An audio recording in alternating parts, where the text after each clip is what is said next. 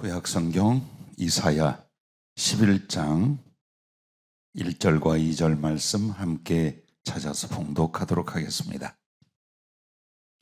이새의 줄기에서 한 싹이 나며 그 뿌리에서 한 가지가 나서 결실할 것이요 그의 위에 여호와의 영 곧 지혜와 총명의 영이요 모략과 재능의 영이요 지식과 여호와를 경외하는 영이 강림하시리니. 아멘.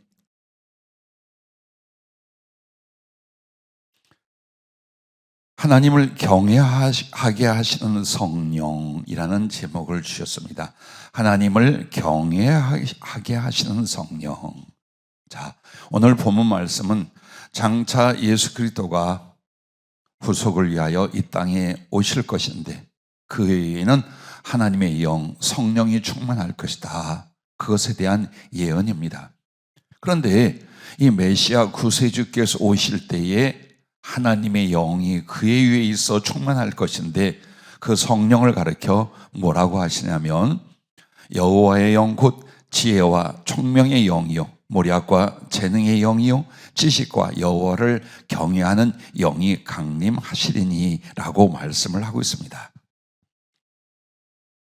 한마디로 여기에서 성령님의 거룩한 은혜와 기능 두 가지를 말하는데 하나는 하나님을 경외하게 만드는 것이야.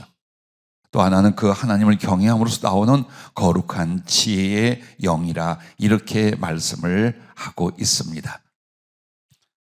하나님께서는 그 자녀와 백성에게 선택과 부르심과 구원의 보증으로서 성령을 주십니다. 예수 믿는 신앙이 타 종교와 철저히 다른 것은 그들에게도 경전이 있고 구원론이 있고 윤리가 있습니다. 그리고 어떤 신앙의 경력에 대해서도 말을 합니다. 하지만 결코 말할 수 없고 이룰 수 없는 것이 있으니 그것이 바로 하나님의 영이 친히 그 믿는 사람들 속에 임하여 함께 하신다라는 것입니다. 그러므로 여러분이 성령을 받을 때에 제일 먼저 어떤 일이 일어나느냐? 보지도 못하였고 만난 적도 없는데 예수 그분이 하나님의 아들이요 나의 구주라는 것을 믿어 고백할 수 있기 시작을 합니다. 이 모든 것들이 들음이나 지식이나 교육이 아니라 하나님의 성령이 믿음을 따라 그 사람 속에 들어가 그의 영혼과 연합을 하게 됩니다. 그런데 오늘 우리에게 여호와를 경외하는 영으로서 성령을 말하신 건 하나님을 알고 사랑하고 두려워하고 섬기는 모든 하나님과의 관계를 주관하시고 축복하시는 바로 그런 영이시다라는 말인 것입니다. 하지만 여러분은 설교를 통하여 혹은 성경 공부나 여러 가지 교육을 통해서 성령에 관하여 알기도 하고 어느 정도 경험도 있으셨을 것입니다. 오늘 성령을 통하여 이 질문을 합니다. 한번 따라해 주시기 바랍니다. 나는 성령을 받았는가? 예. 참으로 오래간만에 우리 스스로에게 말씀을 비춰서 내가 성령을 받았는지, 나에게 성령의 충만함이 있는지를 돌아볼 수 있기를 주님의 이름으로 축복합니다. 하나님의 성령, 그것은 바로 하나님 당신 자신이요 우리에게 파송해 주신 하나님의 영인데 이 성령께서는 하나님의 임재와 동행과 생명 주심의 방법과 내용과 실체가 되십니다. 이 말은 하나님이 한 영혼에게 임하셔서 즉 그 영혼 속에 들어오셔서 계시다는 걸 임재라고 합니다. 하나님이 피조물이요 보잘것없고 연약하고 죄 많은 인간 안에 들어와 계시다. 이렇게 하나님이 사람에게 들어와 같이 계시는 것은 누구를 통해? 성령을 통해 하신다 그 말이에요.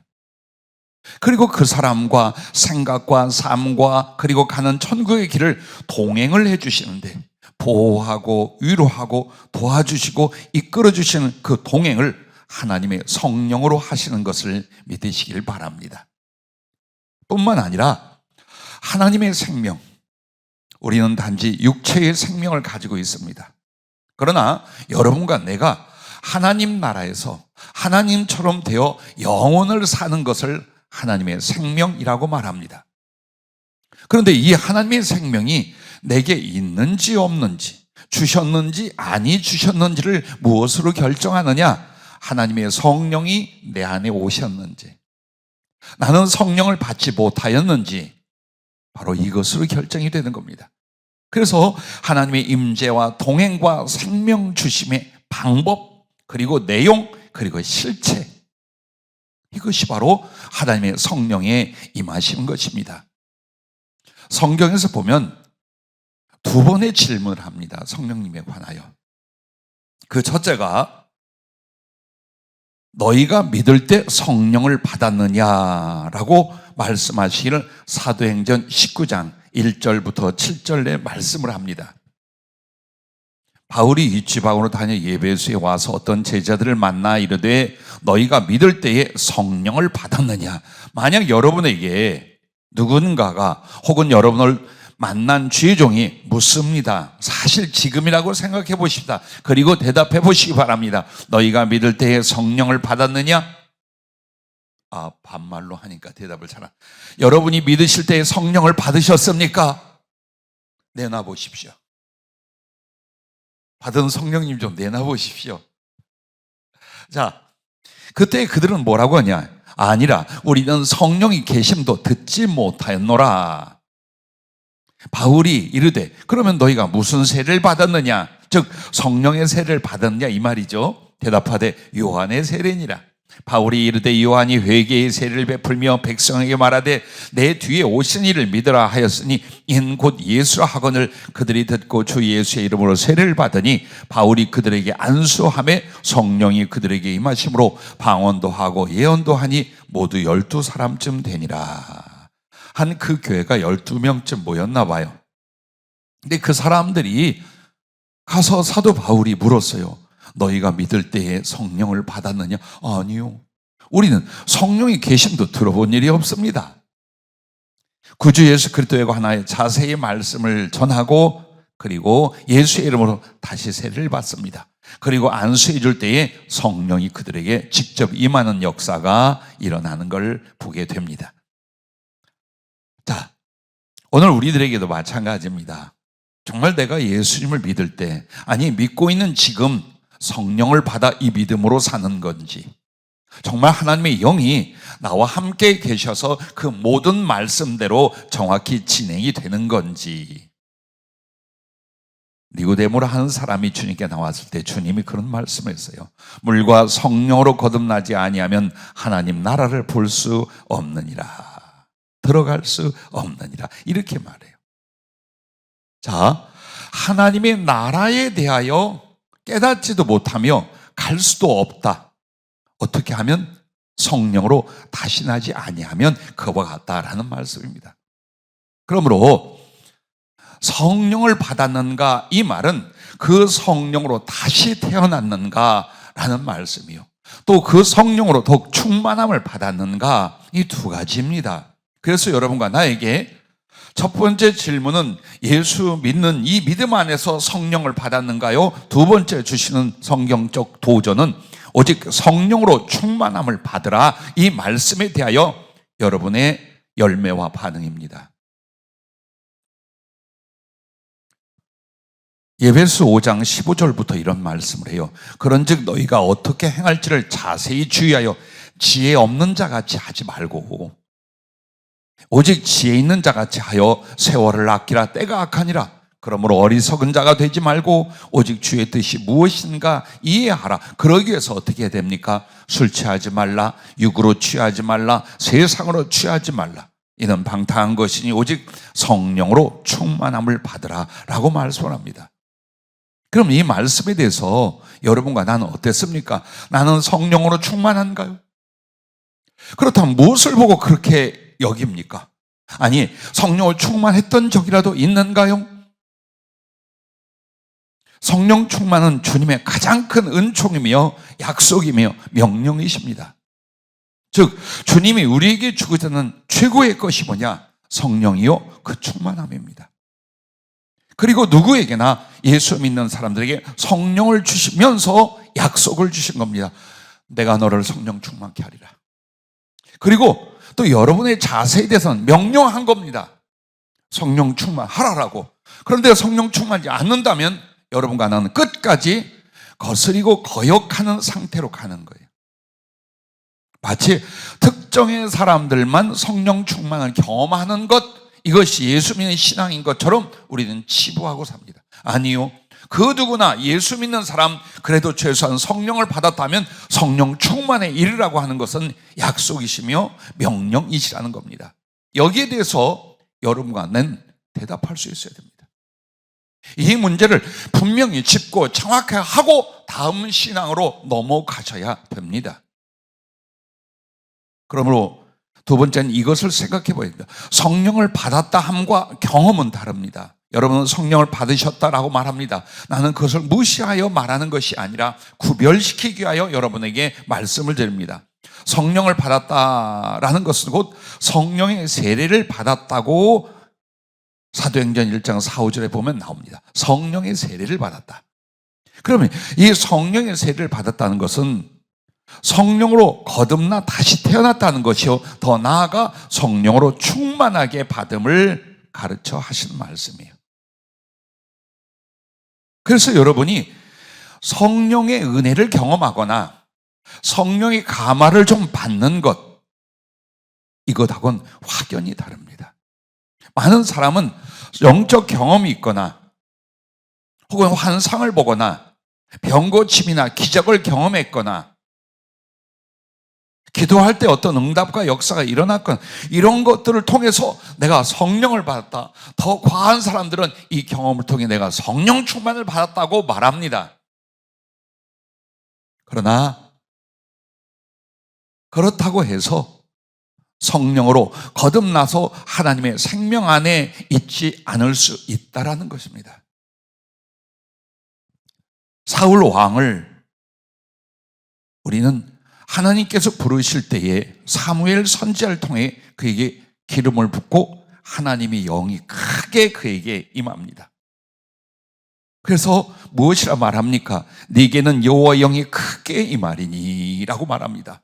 그렇게 하면서 그들과 함께 예언을 하고 변하여 새 사람이 되리라 라고 사무엘상 10장 6절에 보면 사무엘이 이 사울이라는 청년을 왕을 세우고자 할 때에 성령이 임할 것과 여러 가지 표적이 나타날 것과 그리고 선지자의 무리가 올 때에 네가 성령을 받고 함께 예언할 것을 말합니다.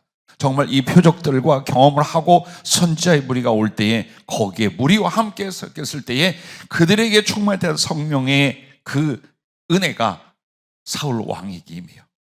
그래서 그 황홀경에 들어가며 예언을 하며 하여튼 성령의 그 은사적이고 현상적인 걸 경험하게 됩니다. 그런데 어떻게 됩니까? 인간적이요 자아를 버리지 못하고 욕망에 사로잡히고 미움과 시기, 질투에 빠지니 귀신이 들어갑니다. 그리고 그 악한 귀신에 의하여 결국은 그는 비참하게 자살로 생을 마감합니다. 이럴 수 있을까요? 성령을 받은 사람이 귀신에게 잡혀 죽을 수 있을까요? 예, 성경은 말합니다. 그러므로 그 성령의 경험은 체험이었던 거예요. 성령님이 들어와 그 사람을 다시 태어나 하나님의 존재로 하나님의 생명으로 하나님을 향한 영혼의 변화를 일으켜 새 사람이 된 것이 아니라 하나님의 성령을 통하여 하나님을 경험하고 더 이어서 거듭남과 성령 충만을 나아가지 못했던 사람이었습니다. 신약 성경의 가룟 유다를 보십시오. 마태복음 10장 1절 말씀에 보면 이 가룟 유다와 함께 제자들에게 주님께서 그의 12제자를 부르사 더러운 귀신을 쫓아내며 모든 병과 모든 약한 것을 고치는 권능을 주시니라 라고 말합니다. 그 12제자 안에 가나안의 시몬 및 가룟 유다 곧 예수를 판 자라 라고 기록이 되어 있어요. 이 말은 가룟 유다가 성령의 능력을 받고 전도자가 되었었고 복음을 전했었고 귀신을 쫓아내고 병자를 고치고 능력을 행했었다라는 말입니다. 그러나 그의 세상에 대한, 돈에 대한 그 욕망들, 서슴없이 그리스도를 배반할 수 있었습니다. 얼마든지 하나님을 저버리며 행할 수가 있었습니다. 그때 사단이 그 속에 들어갔다고 나옵니다. 여러분, 기뻐하며 동시에 두려워하셔야 돼요. 오늘 말씀이 하나님을 경외하게 한, 경외라는 말의 직접적인 말은 두려워하다예요. 하나님을 알고 보니, 하나님을 경험하고 보니, 하나님을 만나고 보니 참으로 두려운 하나님이로다. 이걸 만들어주는 게 성령이시라 그 말이에요. 그런데 어째요 교만 방자고 하나님 앞에 함부로 할 수 있느냐? 성령을 경험한 것이지 성령으로 거듭난 사람이 아니었더라. 우리는 그것을 보게 되는 것입니다. 주님의 사랑 그리고 구원의 분기점이 곧 성령을 받으며 성령으로 거듭남, 여기에 있습니다. 그러면 나는 왜 성령을 받았는지 잘 모르는가? 우리는 이 질문과 고민이 깊어야 합니다. 먹고 사는 것과 삶 속에서 행복한 것과 내가 원하는 것을 이루고자 얻고자 하는 일에는 목숨을 걸어요. 뭐 인간 관계도 다 부실 수 있어요. 심지어는 신앙도 저버릴 수 있어요. 그런데 왜 나는 예수 믿는데 성령을 받았는지 안 받았는지 모르겠는가? 여기에 대해서 고민이 없는 거예요. 왜 여러분은, 그리고 많은 크리스찬은 내가 듣기에 좋은 말만 가슴에 둡니다. 나부터도 그런 성향이 있어요. 힘들거나 어렵거나 많은 희생이 요구되는 말씀은 싹 비켜갑니다. 그리고 정말 하나님의 말씀의 그 깊이와 진실함과 요구하심에 대하여 희생이 많이 따르겠다, 어려움이 많겠다, 그럼 넘어갑니다. 이것 자체가 성령으로 거듭나지 못한 태도예요. 내가 정말 성령을 받았는지 안 받았는지 이걸 확인 안 하고 어떻게 이 신앙생활을 하고 예수 믿는 믿음으로 구원받았다 하고 하늘나라를 가느냐 이 말이에요. 아닐 수도 있는데, 분명히 아닐 수도 있는데. 왜? 성령이 임하시면 현저하게 나타납니다. 받았는지 안 받았는지 모르겠다가 아니라 분명하고 확실하게 현저하게 하나님의 영이 나와 함께 계심을 알게 됩니다. 경험하게 됩니다. 나는 왜 하나님과 진리를 잘 모르는가? 이 부분도 마찬가지예요. 왜 나는 하나님을 모르지? 성령이 아니면 잘 몰라요. 그 이치와 구원의 도리도 잘 몰라요. 또 이런 질문도 해봅니다. 나는 왜 하나님과 실제 사랑이 이루어지지 않는가? 말은 하나님을 사랑한다고 하나님 나를 자기 아들을 주기까지 사랑했다 했는데 이 가슴에서 안 느껴진단 말이에요. 그리고 그분과의 인격적인 교제나 사랑이 안 이루어진다 이 말이에요. 왜 그럴까? 어째서 이런 식으로 내가 예수를 믿고 있을까? 자, 이 고민을 안 한단 말입니다. 하나님의 성령이 여러분을 거듭나게 하고 은혜를 주시고 충만할수록 하나님을 만납니다. 그리스도 예수와의 깊은 인격적인 사랑과 교제의 실제가 일어나기 시작을 합니다.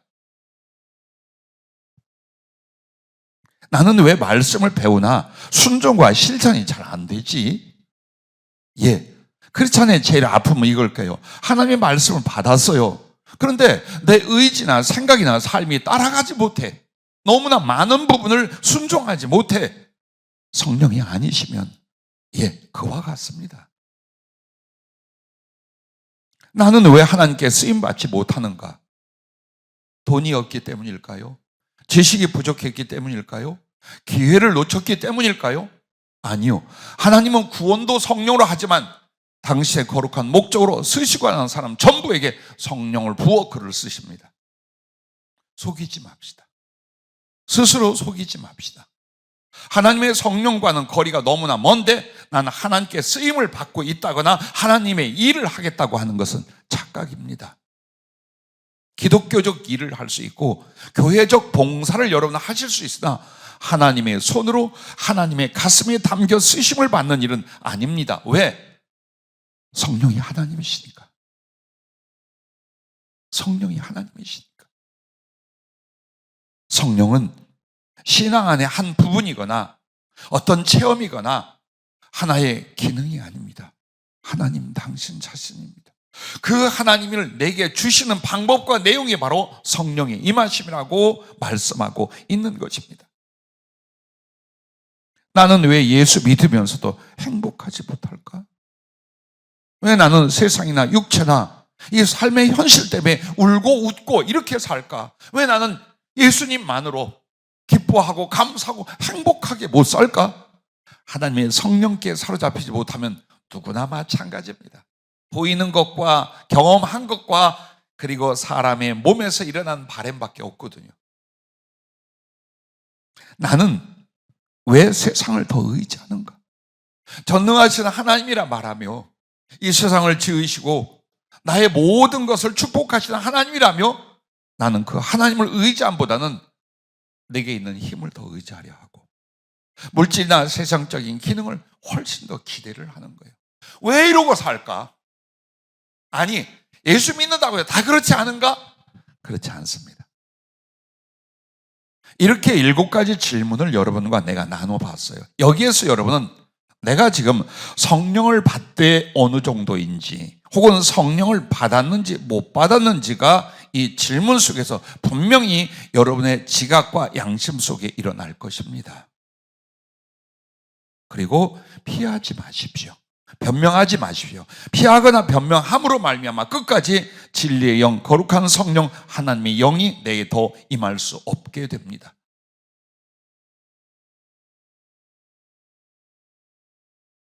우리가 성령을 받지 못했거나 아주 미흡한 감화와 나타남 때문, 그것 때문에 이와 같은 고민과 번뇌와 갈등이 일어날 수 있습니다. 자, 큰 두 번째로 넘어가면 오늘 말씀, 읽었던 말씀 안에 있는 것처럼 하나님을 경외하게 하시는 성령이라고 말했습니다. 그러면 하나님을 경외하다라는 건 단어 그 자체는 두려움이지만 그 안의 본질은 이것입니다. 하나님을 사랑하고 하나님을 두려워하며 그렇게 하나님을 섬기는 것이요. 그것이 바로 하나님을 경외함이라 이 말이에요. 그러나 하나님의 성령으로 거듭나기 위한 천방지축, 교만, 방자합니다. 누구나 자기가 왕이에요. 자기가 주권자예요. 그게 죄성의 뿌리예요. 하나님을 인정하는 데까지 왔어요. 그의 구원을 바라보는 신앙까지 왔어요. 그럼에도 여전히 하나님을 사랑하고 두려워하고 섬기는 것이 전부가 아니라 나를 사랑하고 나를 높이고 나의 삶을 두려워하고 이렇게 살아간다 이 말이에요. 이런 사람을 바꾸는 거예요. 이런 영혼, 이런 존재를 정말 하나님을 사랑하고 당신을 존중하고 그분을 섬길 수 있는 영적 변화, 삶의 변화, 심령의 변화를 일으키게 하시는 성령, 바로 그 성령님의 거룩한 은혜를 하나님을 경외하게 하시는 성령이라고 말하고 있는 것입니다. 그래서 첫째로 이 성령님은요, 하나님을 아는 것과 믿는 것의 변화와 성장을 가져오게 하십니다.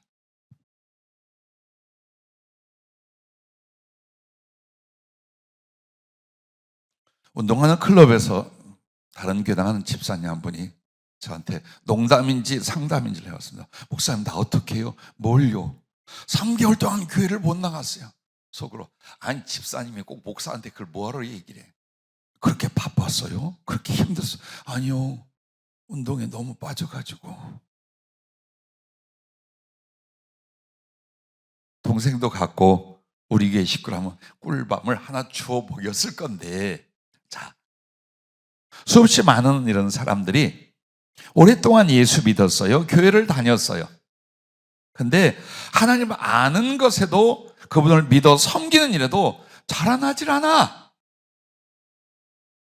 7년이 작은 세월입니까?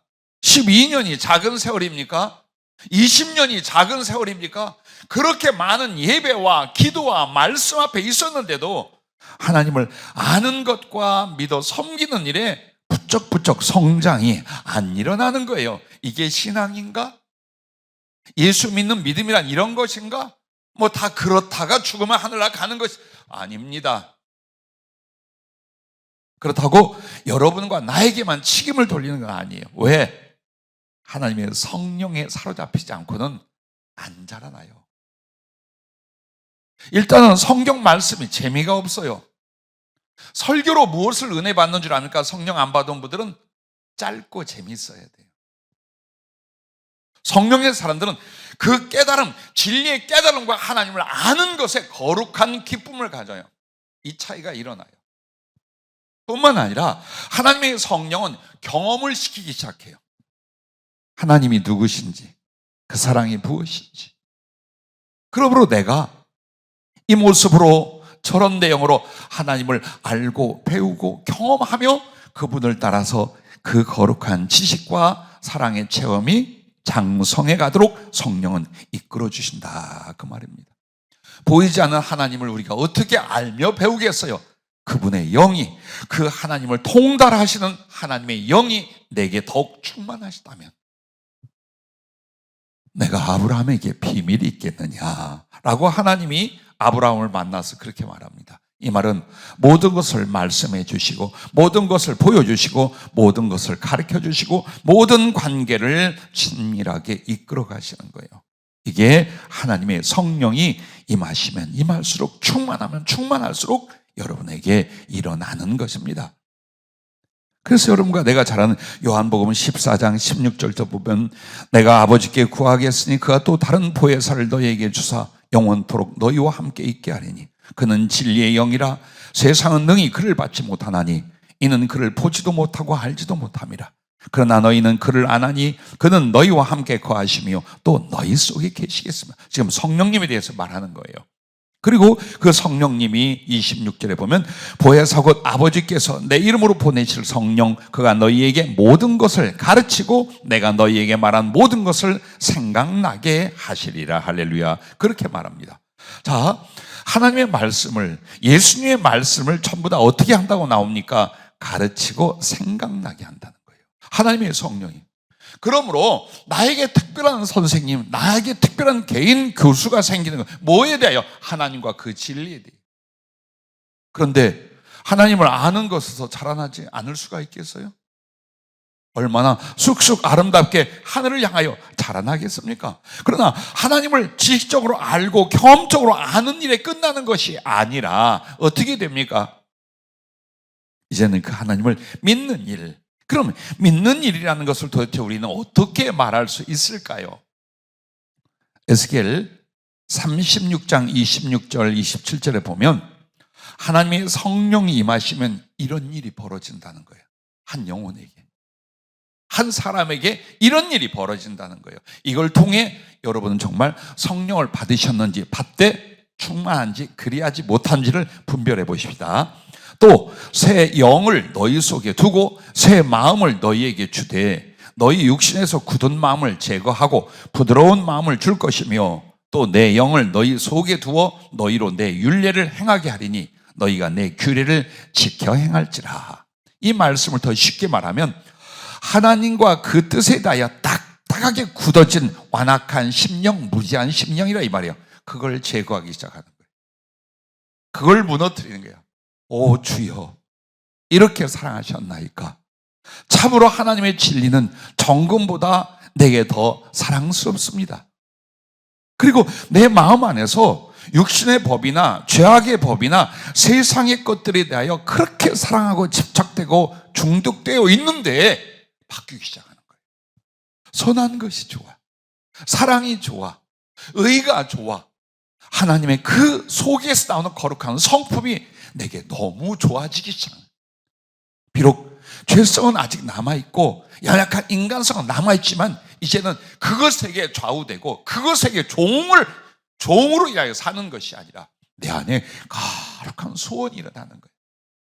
하나님의 그 사랑, 하나님의 그 진심, 하나님의 그 거룩하심, 하나님의 그 기쁨, 하나님의 그 평강. 이렇게 해서 하나님 앞에 굳은 마음을 제거하고 온유와 순종의 마음을 만들어서 하나님이 무엇을 말씀하든지 아멘 아멘 하면서 그 말씀으로 살고 그 말씀으로 복을 받는 영혼이 되게 한다, 이 말이에요. 성령은 눈으로 보이고 손으로 만져지는 게 아니라 나의 변화를 통해서요. 내 자신의 변화를 통해서 하나님의 성령이 내게 임하여 나 같은 것을 밭가리를 해주시는구나, 나 같은 것을 새 사람이 되게 하시는구나, 부족하지만 하나님의 사람으로 육신과 죄악에서 나를 바꿔주시는구나, 이걸 고백하며 그분을 찬양하게 된 줄로 믿습니다. 히브리서 9장 14절 말씀은 더 은혜스럽고 감동적인데, 하물며 영원하신 성령으로 말미암아 흠없는 자기를 하나님께 드린 그리스도의 피가 어째 너희 양심을 죽은 행실에서 깨끗하게 하고 살아계신 하나님을 섬기게 하지 못하겠느냐라고 말합니다. 죽은 행실이라는 것은 육신의 정욕과 안목의 정욕과 이생의 자랑이에요. 나 자신이 원한 거라면 다 하려고 했어요. 죄악이고 악행이고 상관이 없었어요. 이것이 부도덕한 것인지 이것이 남을 괴롭게 하는 것이 상관이 없었어요. 약간의 진리와 양심의 가책은 있어도 난 그걸 벗어나지 못했어요.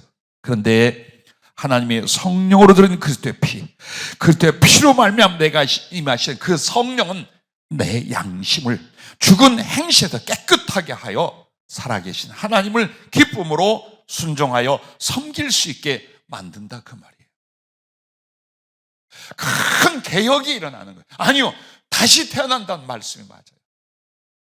다시 태어나는 삶, 다시 태어난 영혼, 다시 태어난 사상과 가치관과 인격성, 성령은 우리에게 그 은혜를 베풀어 주셔요.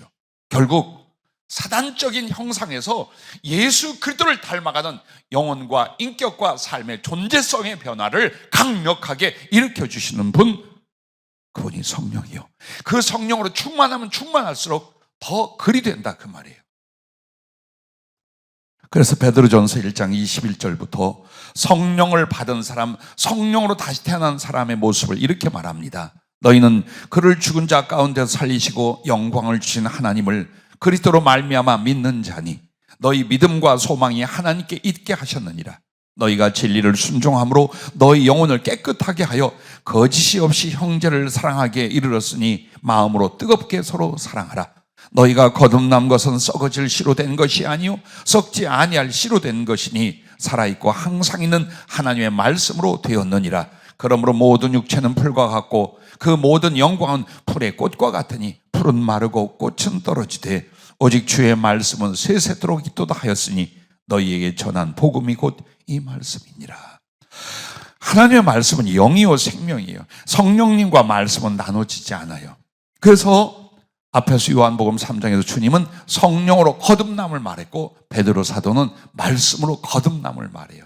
근데 그 하나님께 믿음과 소망과 사랑을 두고 무엇보다도 하나님 말씀에 순종하여 영혼의 거룩함이 일어난다는 거예요. 그리고 그 하나님 받은 사랑을 형제와 이웃들을 사랑하는데 진실하게 마음과 힘을 다하여 진실하게 사랑하는 바로 이런 변화, 이런 실천이 일어나게 만든다는 것을 말씀하고 있습니다. 그러나 교회를 다니고 꽤 예수님을 알고 믿는다 해도 성령으로 거듭나지 아니하면, 더 성령에게 잡혀가지 않는다면 우리는 이렇게 삽니다. 이 세상이나 세상에 있는 것들을 사랑하지 말라. 누구든지 세상을 사랑하면 아버지의 사랑이 그 안에 있지 아니하니 이는 세상에 있는 모든 것이 육신의 정욕과 안목의 정욕과 이생의 자랑이 다 아버지께로부터 온 것이 아니요 세상으로부터 온 것이라. 이 세상도 그 정욕도 지나가되 오직 하나님의 뜻을 행하는 자는 영원히 거하느니라. 그렇습니다.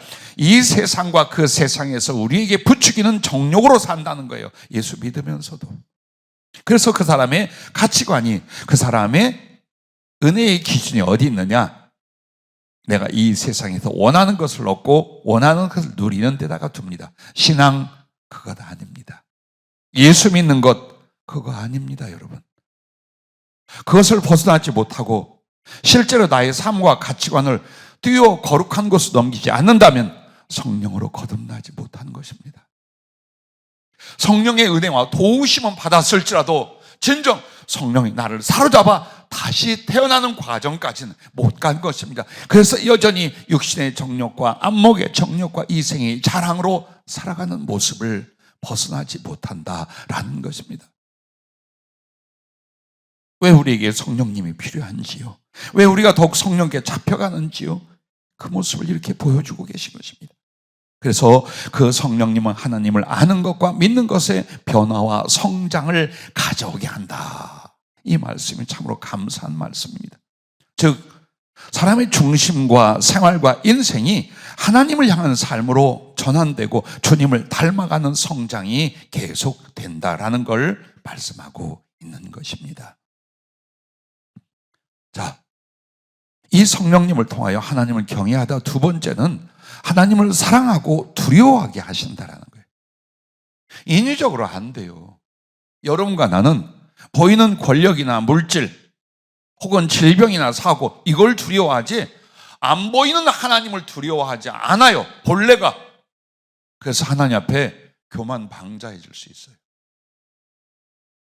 막 들이받고 지 마음대로 감정이나 고집이나 자존심이나 이익에 관계가 생기면 하나님 앞에 함부로 할 수 있어요. 그게 성령으로 잡히기 전까지 나의 모습, 우리들의 모습이에요. 그런데 하나님의 성령은 아무리 성질과 기질이 있는 사람이라도 그냥 두지 않습니다. 아니 내 스스로를 꺾지 못하여 한탄하는 그 사람이라도 얼마든지 바꿀 수 있습니다. 어떻게? 하나님을 사랑하고 존숭하고 두려워할 수 있게 만들어 주십니다. 그 성령이 사람에게 임하잖아요. 그럼 하나님을 더욱 알고 경험하고 교제하게 됩니다. 그래서 하나님을 지극히 경외하는 상태로 이 사람은 변화가 됩니다. 생각해봐요. 로마서 5장 5절 말씀에 우리에게 주신 성령으로 말미암아 하나님의 사랑이 우리 마음에 부음받으니 어느 날 나밖에 몰랐어요. 근데 그 나를 잃어버렸어요. 절망과 분노와 상처는 자살로 몰고 갔어요. 아마 살면서 죽고자 했던 때가 꽤 있었을 거예요. 나도 3번을 시도했어요. 그런데 하나님이 만나주셨어요. 성령을 부어 예수 그리스도를 직접 뵙게 하셨어요. 그리고 그분의 사랑과 그분의 나라를 알게 하셨어요. 말할 수 없는 사랑이 내 가슴에 왔습니다. 그래서 나는 이분을 위하여 이분의 진리와 사랑으로 살겠다는 작정을 하고 나아갔습니다. 그런데 누구라도 그렇습니다. 하나님의 성령이 임하셔서 그 사랑을 부어주시고 깨닫고 느끼고 보게 만들잖아요. 미칩니다. 그래서 성도 자신도 그 하나님을 지극히 사랑하게 되는데 이르게 됩니다.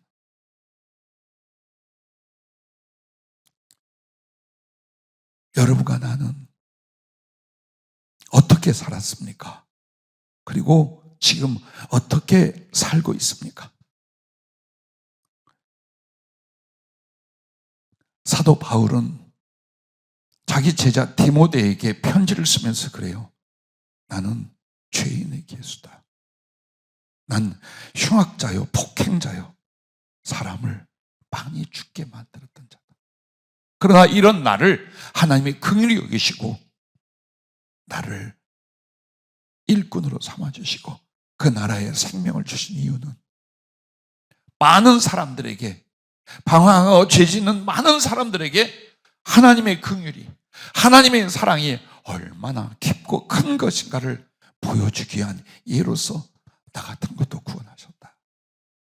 그래서 나는 내 한 목숨을 다하여 하나님을 높이고 그분의 생명과 복음 전한 일에 내 자신을 드리게 되었다. 그 고백을 해요. 예, 이런 것이 일어나는 거예요. 이런 일이 일어나는 거예요. 주의 종으로 갈 때도 마찬가지예요. 사람들 등 떠밀어, 야, 너 성품도 좋고 믿음도 좋으니까 신학 공부해라 했어요. 그리고 직분도 맡고 사역도 맡아요. 그런데 성령에 사로잡히지 않았어요. 이게 얼마나 미칠 일일까요? 내가 하나님을 몰라.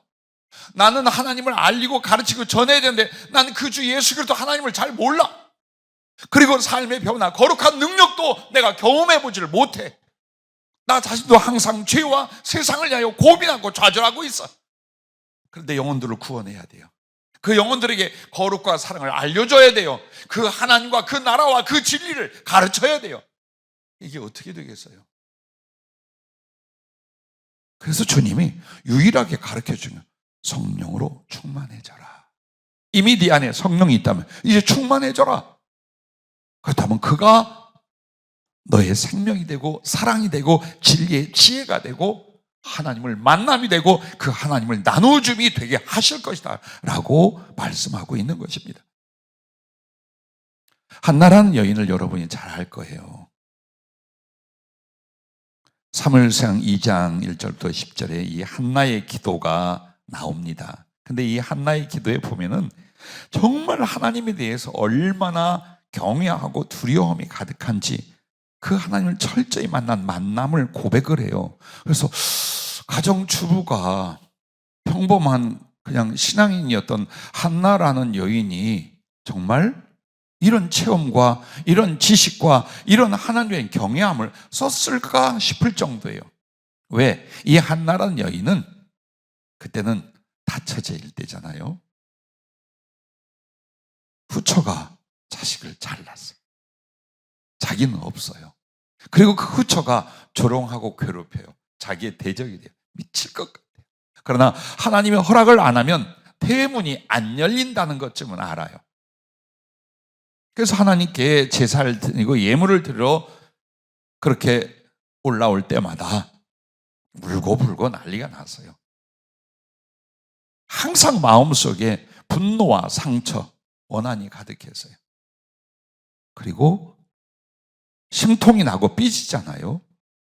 하나님께 드린 제물을 이제 나누어 먹게 돼 있어요. 그게 권리이면서 하나님 앞에 해야 될 의무예요. 안 먹었어요. 더 줘도 안 먹어.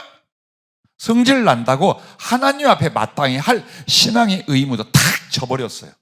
이렇게 하던 여자예요. 어쨌든 그는 그 고통을 위하여 하나님께 자식을 달라고 성전에 올라 죽기 살기로 기도합니다. 그리고 그 기도는 자식을 달라는 기도요, 원한과 아픔의 기도였습니다만은 그가 점점점 하나님의 은혜를 입기 시작을 해요. 그리고 정말 하나님이 약속대로 자식을 줘요. 자기도 그 자식을 하나님의 성전에 젖된 데에 갖다 드려요. 그러면서 그는 점점 성령의 은혜와 충만을 입게 됩니다. 그래서 이렇게 그냥 가녀리고 갈등 많던 연약한, 그렇게 은혜스러워 보이지 않던 한 여인이 그 기도 속에 하나님을 만나며 성령을 받자 이렇게 기도하고 찬양합니다. 한나가 기도하여 이르되 내 마음이 여호와로 말미암아 즐거워하며 내 뿔이 여호와로 말미암아 높아졌으며 내 입이 내 원수들을 향하여 크게 열렸으니 이는 내가 주의 구원으로 말미암아 기뻐함이니이다. 여호와와 같이 거룩하신 이가 없으시니 이는 주밖에 다른 이가 없고 우리 하나님 같은 반석도 없으심이니이다. 심히 교만한 말을 다시 하지 말 것이며 오만한 말을 너희 입에서 내지 말지어다. 여호와는 지식의 하나님이시라 행동을 달아보시느니라. 용사의 활은 꺾이고 그 넘어진 자는 힘으로 띠를 띠도다. 풍족하던 자들은 양식을 위하여 품을 팔고 줄이던 자들은 다시 줄이지 아니하도다. 전에 임신하지 못하던 자는 7뿔 낳았고 많은 자녀를 둔 자는 쇠약하도다.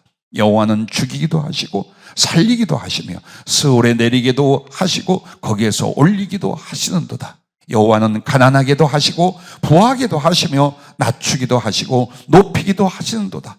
가난한 자를 진토에서 일으키시며 빈궁한 자를 거름더미에서 올리사 귀족들과 함께 앉게 하시며 영광의 자리를 차지하게 하시는도다. 땅의 기둥들은 여호와의 것이라 여호와께서 세계를 그것들 위에 세우셨도다. 그가 그의 거룩한 자들의 발을 지키실 것이요 악인들을 흑암 중에서 잠잠하게 하시리니 힘으로는 이길 사람이 없음이로다. 여호와를 대적하는 자는 산산이 깨어질 것이라.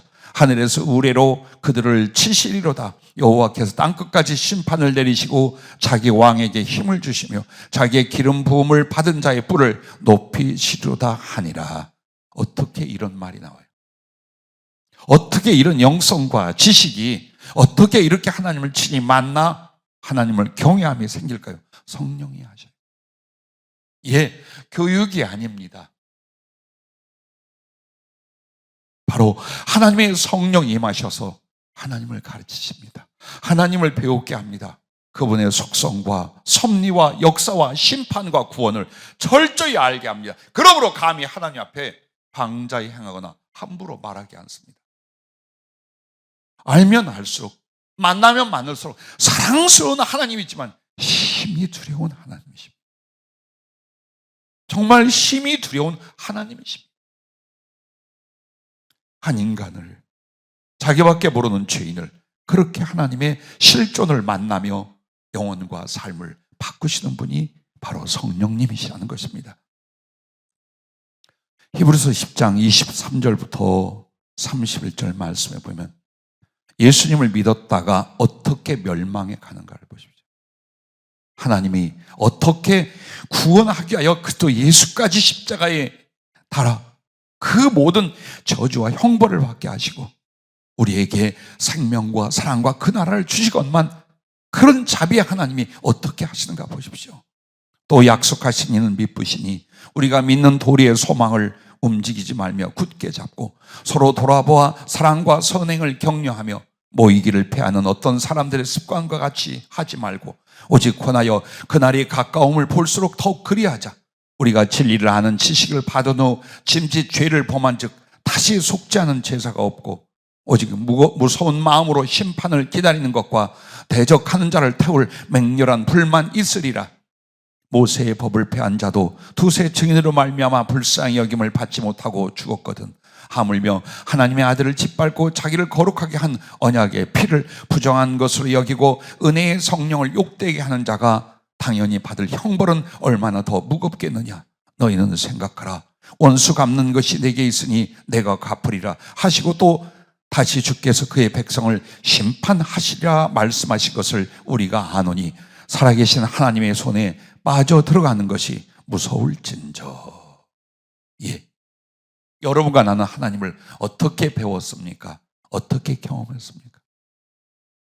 사람들이 사사로이 행동을 합니다. 신앙을 갖고 교회를 다니는데 내 마음대로 함부로 합니다. 그렇게 하면서 점점점 우리는 마음의 외식과 위선자가 되거나 고집과 혹은 인간성이 강해지기 시작합니다. 그렇다면 신앙생활을 했고 성령을 경험했을지라도 결국 예수님을 부인하게 됩니다. 입으로는 말합니다. 마음으로 예수님을 부정합니다. 성령을 욕되게 합니다. 그리스도의 피를 인정하지 않습니다. 맹렬한 불에 던져지라고 말씀을 합니다. 자, 여러분과 나는 하나님을 함부로 할 수 있다. 함부로 생각하고 함부로 말하고 예배나 섬김도 함부로 할 수 있고 함부로 패할 수 있고 여러분 절대 그렇게 하지 마세요. 아무리 어리석어도 아무리 내가 괴롭거나 갈등이 와도 절대로 하나님 그분을 향하여 여러분의 믿음은 사랑하고 두려워하는 것입니다. 그것을 지켜야 합니다. 그러나 그것이 두려움으로 벌벌 떨며 혹시나 어떤 어려움이 올 건가 혹은 어떤 고난이 올 건가 이것 때문이 아니라 하나님을 알아가며 경험했던 그 성령의 은혜는 나로 하여금 한없이 하나님을 사랑하고 기뻐하고 좋아하되 당신을 존숭하여 어려워하여 두려워하는 것. 이 거룩한 두려움을 갖게 만들어 주시는 거예요. 그러므로 성령의 은혜를 받은 자가 교만해지느냐, 성령의 은혜를 더욱 받는 자가 함부로 사느냐? 절대 그렇지 않아요. 혹 휘청일지라도 하나님을 사랑하고 두려워하여 그 앞에 다시 일어나고 모든 사랑과 충성을 다하려 합니다. 이것이 하나님의 성령의 능력이요 긍휼이라는 사실입니다.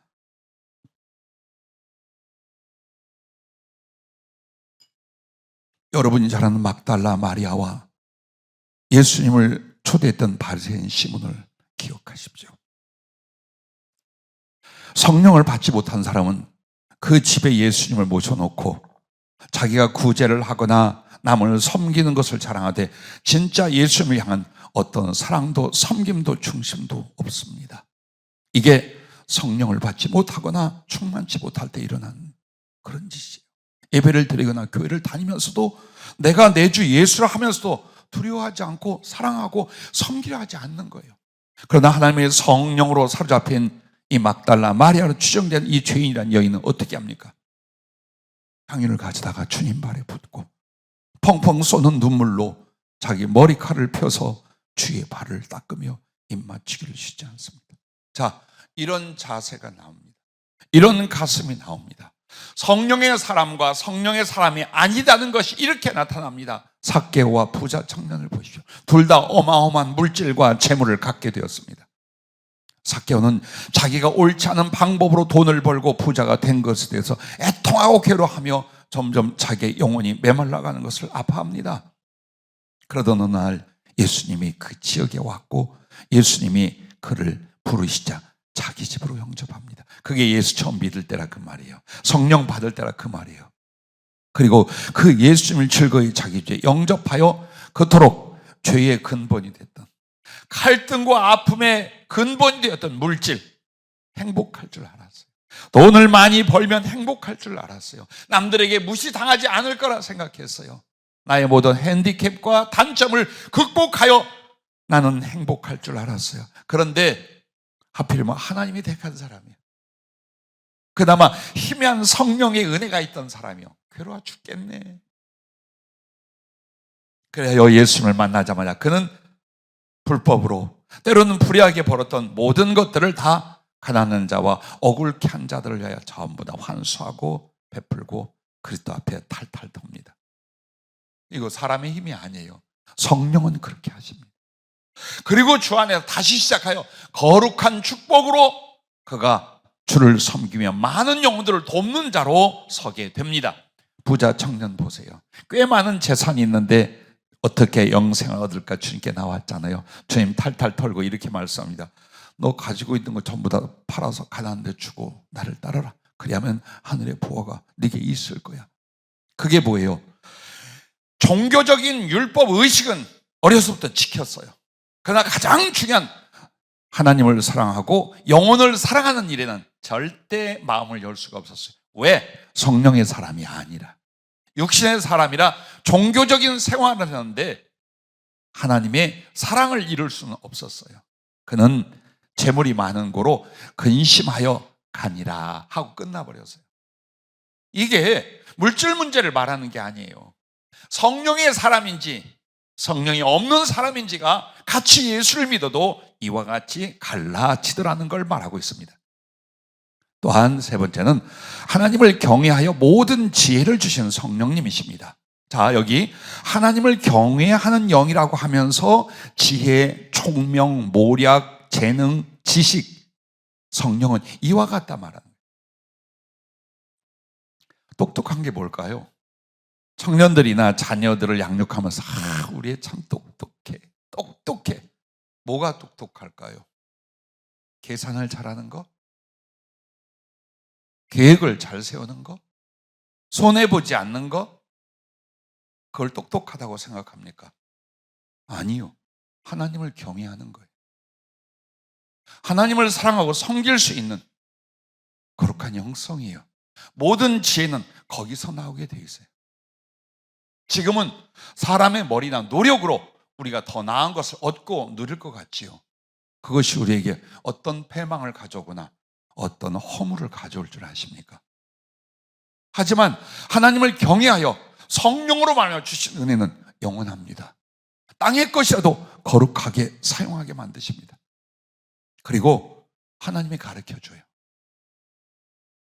하나님께서 성령을 통하여 가르쳐 주십니다. 그리스도의 말씀을, 그리스도의 사랑을, 장래에 일어날 일을, 무엇이 지혜와 무엇이 영혼을 위한 것인지, 무엇이 하나님을 위하고 자신을 위한 것인지를 가르쳐 주기 시작합니다. 이것이 하나님을 경외하는 지혜입니다. 그러므로 성령은 단지 사랑하고 두려워하고 이것만을 만드는 게 아니에요.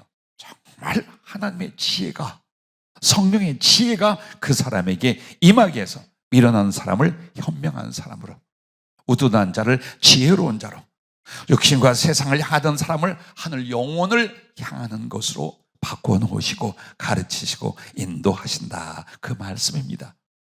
그래서 성령을 받은 사람은 육신이나 세상이나 물질보다 하나님을 더 사랑하고 그리고 바꾸려 하지 않습니다. 그것이 진정한 지혜입니다. 오히려 하나님을 더 깊게 알고 그분과 소통하며 삶과 내세에 대한 지식과 총명을 갖고 옳게 행합니다. 그러나 성령이 없는 사람은 자신의 감정이나 자존심, 고집, 이익관계보다 하나님과 예배와 그 섬김을 가볍게 여기고 쉽게 변심하며 늘 갈등하고 하나님을 크게 두려워하지 않습니다. 우리에게 그런 부분이 있나요? 성령께 더 사로잡혀야 될 부분이, 성령님과 체인지 되어야 될 인간성의 부분들이에요. 주여, 성령으로 나를 사로잡아 주셔서 내가 믿는 바 그대로, 내가 받은 말씀 바 그대로 하나님을 경외하고 사랑할 수 있도록, 그런 영성과 그런 삶의 비전과 그리고 그런 인격으로 나를 변화시켜 주시옵소서 갈망하고 우리가 기도하여 성령으로 더욱 충만해져야 될 줄로 믿습니다. 자, 하나님을 두려워하지 않던 교인들이 있었어요. 제 사역 중에 정말 하나님을 경외하고 사랑하는 사람이 훨씬 많았어요. 그러나 잊지 못할 사람들, 왜? 성령을 체험을 해요. 그런데 나중에 그 사상과 행실과 삶이 전혀 하나님답지 않아, 복음답지 않은 사람들이 있어요. 성령을 받고 신학까지 공부한 어느 집사가 있었어요. 근데 너무 행실이 방탕해요. 혼자의 사람이라 하지만 남자 관계가 너무 복잡해요. 제가 어느 날 불렀어요. 성령을 받고 작업을 하고 은사를 말하는데 엉망이에요. 아무개 없어요. 어떻게 그렇게 살아? 이러저러 이렇게 하면 안 되지. 근데 저한테 뭐라고 한 줄 압니까? 왜요? 복신데 좀 그러면 안 돼요? 이게 무슨 사상이에요? 이게 어디서 나온 거예요? 그 영혼이 어떻게 될지 물론 곁에 두고 돌볼 수 없었습니다. 그래서 보냈습니다. 또 어떤 이는 기도하고 은혜를 체험했습니다. 성령님을 경험하고 그의 지도를 받기를 했습니다. 그런데 교인들을 잡고 사업을 하는데 이게 잘못된 것인지, 교인들한테 피해를 그대로 가져다 주는 것인지 짐작해요. 그럼에도 해요. 여기저기 돈을 벌면 되는 거예요. 상대가 목사든지 사모든지 교인이 상관없어. 그리고 거기에 대해서 책임을 지지 않아. 난 그런 사람도 봤어요. 전혀 초신자라면 이해를 해요. 말씀도 성령도 모르는 사람이라면 아유, 저렇게도 살다가 변화되겠지요. 그런데 그렇지 않은 사람들이,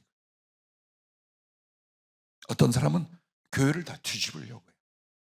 파괴하는데 하나님의 지시를 받았다는 사람도 많아요. 얼마나 무서운가를 보십시오. 성령의 사람이고 성령이 없는 사람의 지혜라는 게 뭔가를 보십시오.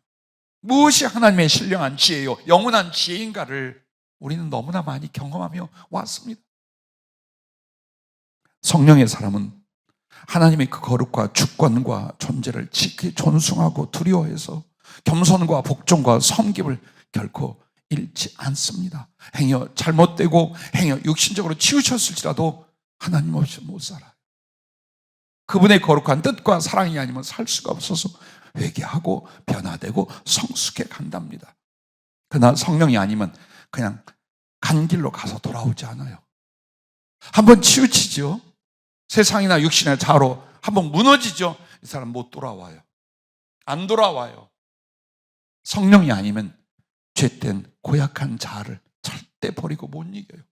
그래요, 여러분에게 성령 하는데 자꾸만 착각들을 합니다. 은사로 생각하고 약간의 기쁨이나 평안이나 경험으로 생각하고, 많은 크리스찬들이 그렇게 생각합니다.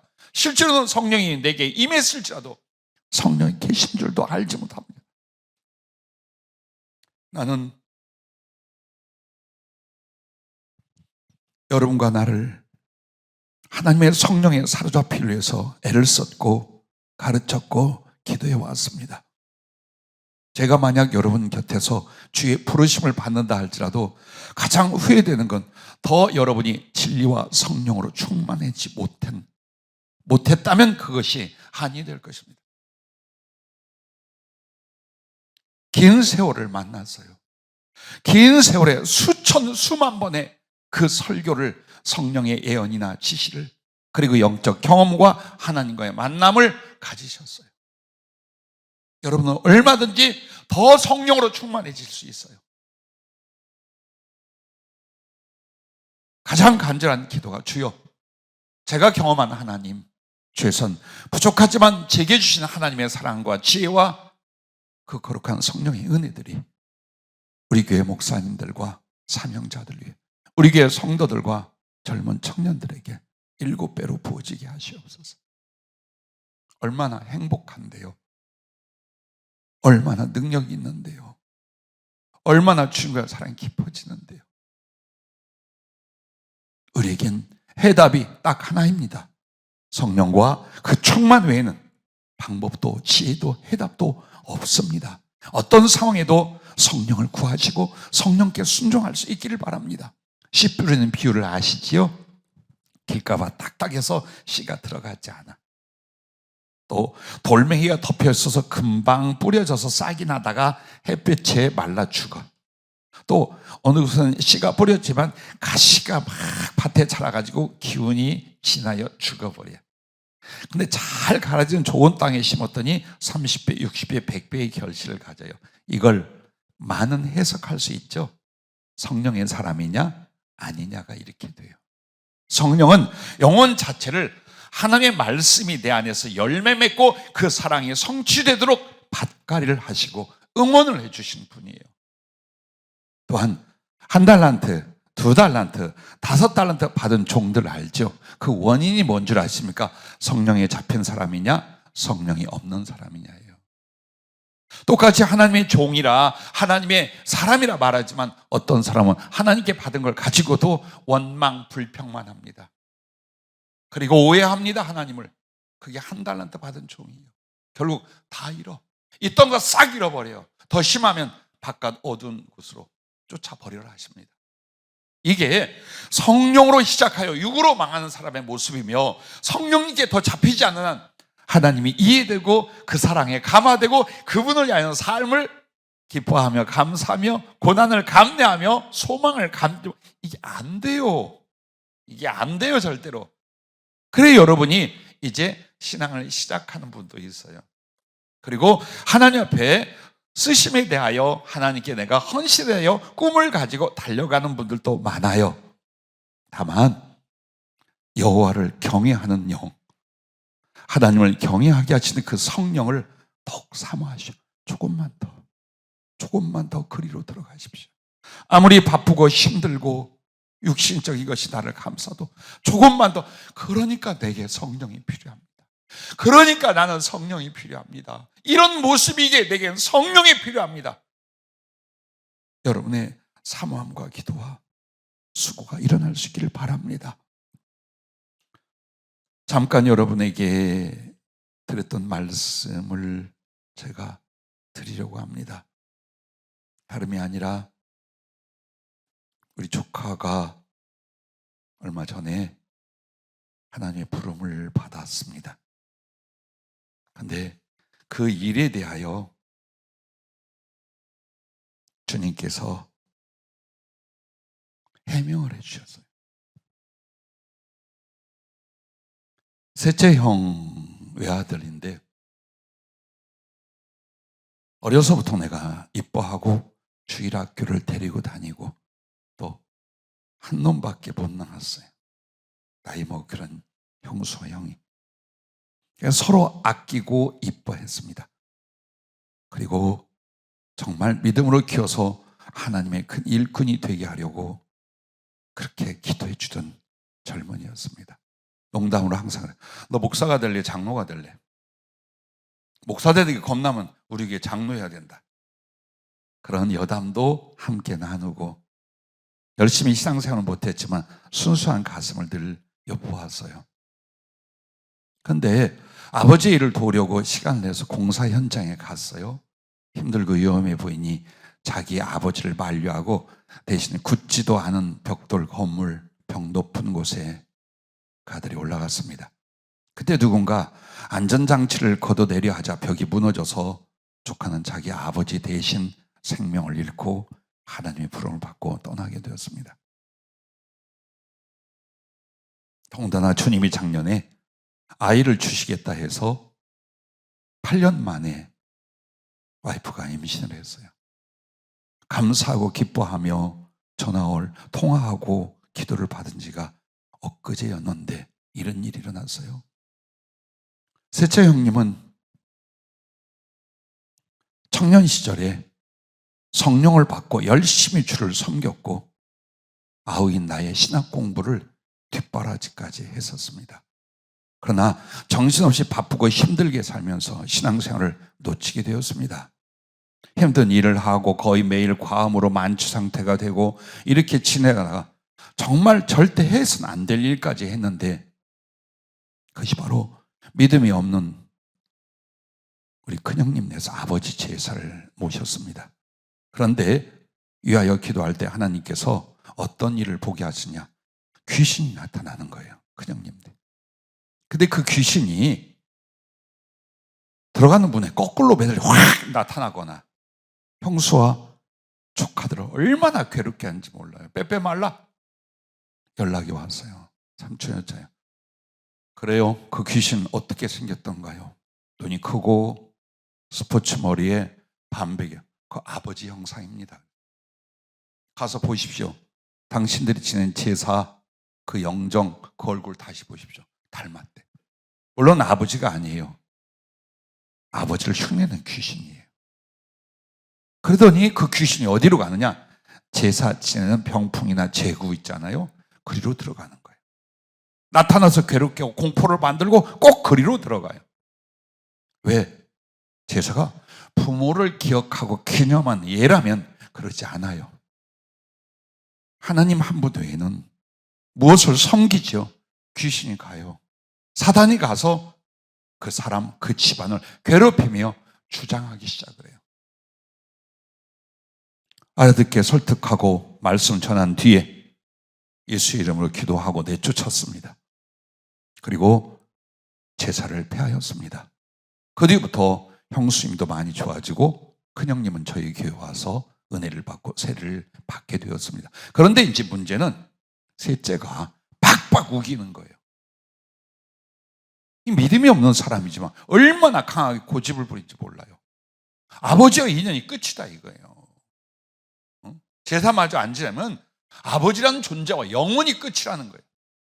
알아듣게 얘기했어요. 무서운 이야기도 해줬어요. 그럼에도 그 제구 다 집게야 뭐야 가져다가 자기가 제사를 모시기 시작했어요. 그 어려움 중에서 내가 전도했던 형수님은 꿋꿋하게 신앙을 지키고 정말 주님 앞에 삶을 다 바쳐서 충성하는 여자 집사였고 봉사자였습니다. 그러다가 결국 뇌종양이 오고 수술한 뒤 3년 4년 만에 하나님의 부름을 받았어요. 한 번도 아파할까 봐 지금까지 얘기 안 했어요. 그러나 나는 나와 내 가족을 빗대어 진리를 말하고 싶습니다. 하나님이 무엇을 하신 분인지, 우리는 어떻게 살았는지 그걸 말하려고 많이 고민하다가 이 간증을 글로 남기고 또 여러분에게 고백을 드리고 있는 거예요.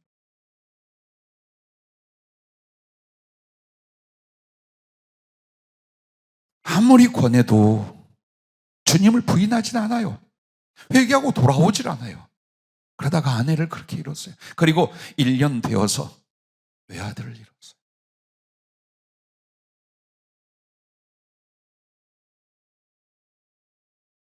당연히 형님은 억장이 무너지고 살아있으나 죽은 것 같은 고통과 슬픔으로 정리하고 떠날 생각뿐이었습니다.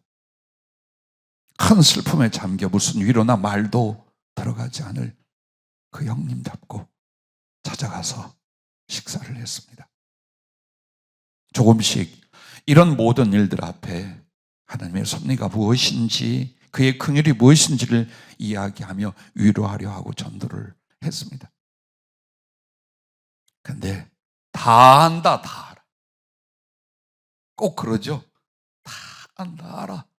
그러면서 그런데 내 가슴에 너무나 큰 바위가 짓눌러 숨도 쉴 수 없고 밥도 먹을 수 없고 잠도 잘 수가 없다. 무슨 소리가 내 가슴에 들리겠냐? 정리할 거 정리하고 내가 뒤따라가야지. 전혀 심령이 짓눌리고 절망 속에 아무것도 들리지 않는 거예요. 그래서 몇 시간을 같이 앉아서 계속 기도하면서 어떻게 이 영혼에게 복음을 전할지, 혹은 하나님이 전할 말씀이 무엇인지를 간청했습니다. 달라고. 그때 하늘에 간 조카가 주님과 함께 이렇게 나타나 보이는 거예요. 그리고 조카가 내게 자기 아버지의 꼭 이 말을 전해달라고 했습니다. 조카가 자기 6살 때 유치원에서 어버이날 기념으로 부모님을 위해서 시를 외우게 하고 또 그림도 그려서 드리게 그렇게 한 일이 있대요. 그때 그 조카의 마음은 아빠에 대한 사랑과 고마움으로 어려운 시를 외워 고백을 했다고 했습니다. 그리고 평생 그 마음으로 자기 아빠를 사랑하고 좋아했다고 했습니다. 그리고 엄마보다 아빠가 자기의 위로와 기쁨이 되어 주었다고 나한테 전해달라고 했습니다. 그러면서 직접 말하는 거예요. 아빠, 주님의 아빠를 구원하기 위해서 나를 대신 먼저 부르신 것이에요. 주님은 내가 아빠를 크게 사랑하는 걸 아시고 나로 하여금 아빠를 위해 대신 죽을 수 있게 하셨으니 내가 한 번 죽음으로 아빠를 2번 살릴 수 있었고 영원히 살 수 있게 하였으니 너무나 기쁘고 감사해요. 아빠 꼭 믿음으로 주님 섬기고 그 사랑 안에서 내 몸까지 충성하고 하늘에 와요. 그래서 꼭 엄마랑 나랑 아빠랑 그리고 할머니도 계신 천국에서 함께 살아요. 기도할게요. 여기서 우리 모두가요. 아빠 힘내세요. 슬퍼하지 마요. 사랑해요. 잊지 못해 하나하나 적었습니다. 나는 그 고백을 그 자리에서 그대로 전해줬습니다. 셋째 형님 눈이 커요. 큰 눈을 갑자기 부릅뜨고 물었습니다. 이거 어떻게 알았어? 쟤네 엄마도 모르고 저하고 나하고 둘이만 있을 때였는데 아빠를 위해 시를 외워왔다고 읊으며 사랑한다고 고맙다고 할 때 웃으면서 그 시 내용을 트집을 잡고 같이 웃고 또 징징 울기도 하고 그랬답니다. 세상에 아무도 모르고 저하고 나만 아는데 어떻게 아냐고 그러는 거예요. 곁에 와 있어 그랬어요. 하나님이 내 사역은 그렇게 해주시는 거야. 하나님이 이래서 그 아이가 사람이 보기에는 애통한 소멸 같지만 그 아이가 지 애비 생명 구했고 지 애비 천국 들어갈 수 있도록 구원을 한 거야. 펑펑 울기 시작을 했어요. 그렇게 대성통곡하고 울고 있는 형에게 모든 하나님의 행하신 일과 조카의 마음과 말을 전해줬습니다. 형님의 다쳤던 마음이 부서지며 하늘 소망으로 바뀌어가는 것을 보고 나는 돌아왔습니다. 그 사고로 사단이 형님을 죽이려 했고 형이 만약 그 상태로 죽었죠. 결코 천국에 못 갑니다. 결코 못 갔습니다. 그런데 하나님 하신 일을 보십시오. 그래도 순수한 믿음의 조카를 그 사랑을 생명으로 이루어 아버지를 구원한 순교적 희생이 되게 하셨다라고 주님이 세세 일러주시는 거예요. 젊은 조카의 죽음과 그 영적 배경을 깨우쳐 주셨습니다. 정말 하나님 감사하고 또 그 은혜와 자비와 이렇게까지 일러주신 지혜에 대하여 찬송을 올리고 경배를 드렸습니다. 이 말 왜 한 줄 압니까? 하나님을 경외케 하는 성령의 지혜의 한 편이에요. 얼마나 절망하고 분노했겠어요. 나 역시 내 자식 같은 조카를 그렇게 잃고 하나님 앞에 어땠겠어요? 원망하지 않을까요? 이게 세상이고 이게 삶이고 이게 구원이라고 하지 않았을까요? 그런데 하나님은 당신을 바라는 이, 당신을 섬기는 이들에게 지혜를 주신 게 뭔 줄 압니까? 하나님이 뭘 했는지를 가르쳐줘요. 우리를 위한 사랑과 장래의 미래를 위하여 뭘 하셨는지를 가르쳐주는 거예요. 하늘에 있는 영혼들을 다 동원해서라도 여러분과 나에게 하나님이 계십니다. 그런데 그 하나님 성령으로 오셨고 그 성령으로 여러분을 더욱 충만케 하시려고 합니다. 난 두려움의 하나님이지만 얼마나 선하고 자비로우시며 이 땅에 잠깐이 아니라 저 영혼을 위하여 어떻게 우리들에게 그 사랑의 계획을 이루어 가시는지를 보았습니다.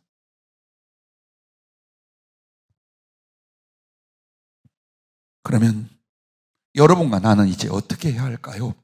첫째, 겸손히 말씀으로 자신을 돌아보자는 것입니다. 즉 주님과 성령 앞에 진실하자는 겁니다. 받은 척하며 할 것도 아니요, 또 없다 하여 낙심하고 좌절할 것도 아닙니다. 나는 진실로 하나님의 사랑이 내 안에 흐르고 하나님과 인격적으로 사랑하는가? 한번 보십시오. 하나님을 알아갈수록 그분을 존숭하고 그분을 두려워 섬기는가? 즉 하나님을 경외하는 성령으로 말미암아 나의 신앙과 삶이 있는가? 그걸 돌아보는 거예요. 건강과 물질과 삶의 필요는 어느 날 얼마든지 줄 수 있어요. 그러나 우리가 만약 그분의 영, 하나님의 영으로 사로잡히지 못한다면 이 모든 것들이 아무런 쓸모가 없는 험으로 돌아가고 우리는 주 앞에 나갈 수가 없기 때문입니다.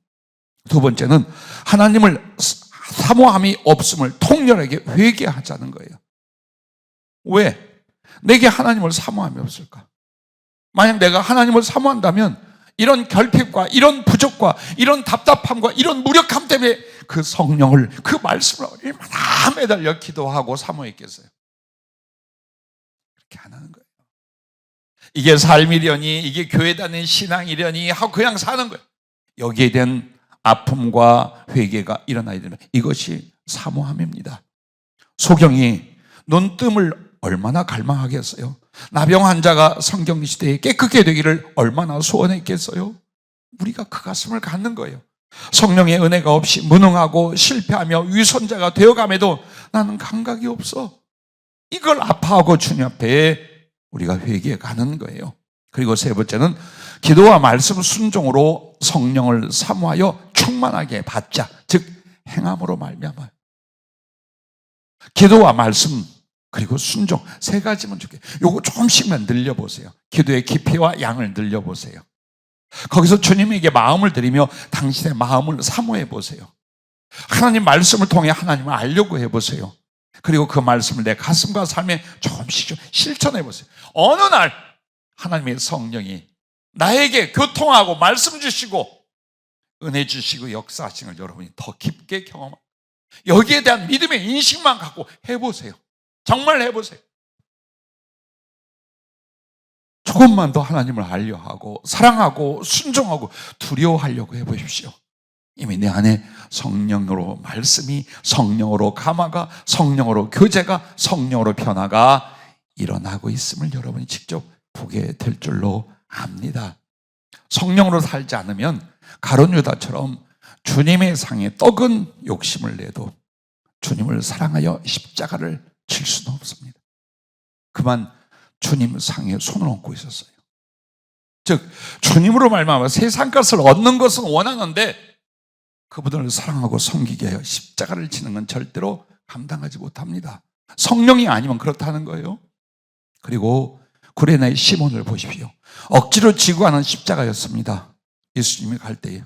그러나 성령의 사람이 되어서는 기꺼이 십자가를 지고 목숨조차 주를 위해 드렸으며 자기 가족까지 다 죽게 드려지는 제물이 되게 합니다. 제자들과 베드로를 보십시오. 성령으로 충만하기 전에 인간적인 연약함과 어리석음과 실패를 겪었기 때문에 더욱 성령을 간절히 구하고 엎드려 성령 충만을 기억하고 받게 됩니다. 그들은 얼마나 성숙하고 지혜롭고 능력이 있으며 주님과 사랑하고 영혼들을 구원하고 양육하고 위로하며 멋지게 쓰임받고 당당하게 하나님 보좌 앞 24 장로 반열에 앉아서 영광의 그 면류관을 주 앞에 드리게 되었는가를 기억할 수 있기를 바랍니다. 부디 여러분과 내가 더욱 하나님의 성령에 이보다 더 충만함, 이보다 더 깊게 잡혀서 여호와를 경외함으로 즐거움을 삼을 수 있기를 바랍니다. 기도하겠습니다.